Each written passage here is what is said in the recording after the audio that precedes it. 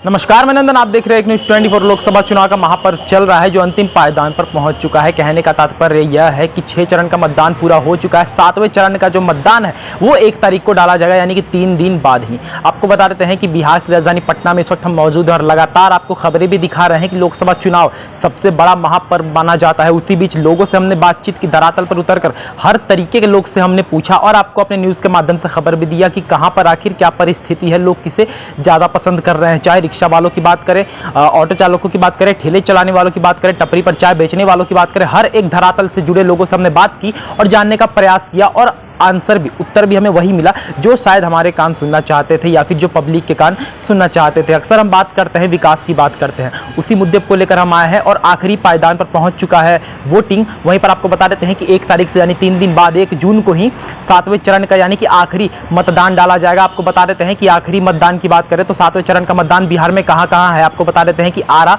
बक्सर, काराकाट, सासाराम, पटना साहिब, पाटलिपुत्रा, जहानाबाद और नालंदा, ये 8 जगह है जहां पर वोट डाला जाएगा आखिरी चरण में।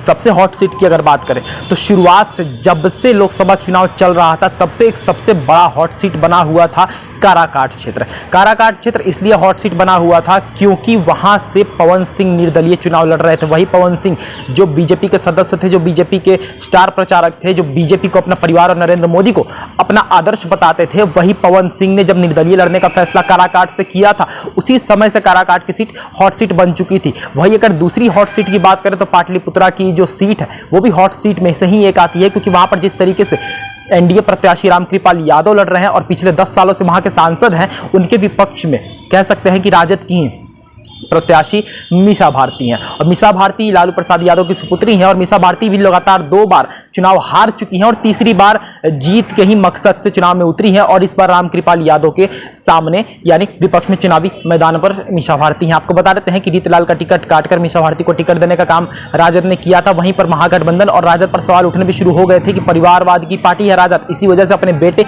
और बेटियों को टिकट देती है, जैसा कि सारण से रोहिणी आचार्य को दिया और पाटलिपुत्रा से मीसा भारती को। वहीं पर अगर बात करें तो पटना साहिब से रविशंकर प्रसाद है जो तत्कालीन सांसद है और धरातल पर उतरकर हमने लोगों से बातचीत की तो लोगों ने तो यही कहा कि पाटलिपुत्रा जाकर हमने लोगों से बात किया तो वहां पर लोगों ने रामकृपाल के ही पक्ष में अपना उत्तर दिया, वही रविशंकर प्रसाद के ही पक्ष में लोगों ने पटना साहिब से भी उत्तर दिया। वहीं अगर बात करें आरा की, आरा हॉट सीट तो नहीं मान सकते हैं लेकिन आरा एक ऐसा गढ़ मान सकते हैं बीजेपी का जहां से बीजेपी का हारना तो नामुमकिन हो चुका है, क्योंकि आरके सिंह आरा के सांसद है और आरके सिंह से आरा की जनता बहुत ही ज्यादा खुश है। आरके सिंह से वहां की जनता बहुत ही ज्यादा खुश है क्योंकि आपको पता है केंद्रीय मंत्री आरके सिंह जो कि आरा के सांसद भी हैं, वही आरके सिंह ने आरा में जो डेवलपमेंट कराया है, आरा में जो विकास कराया है, उससे भोजपुर के लोग बहुत ही ज्यादा खुश है और प्रसन्न है और आरके सिंह को चाहते हैं कि फिर से आरके सिंह आए और आकर आरा को वापस से वही करने का काम करे जो शुरुआत से वो करते आ रहे हैं। वहीं बक्सर की अगर बात करें तो बक्सर में अश्विनी चौबे का टिकट काटकर मिथिलेश तिवारी को टिकट दिया गया था। मिथिलेश तिवारी वैसे तो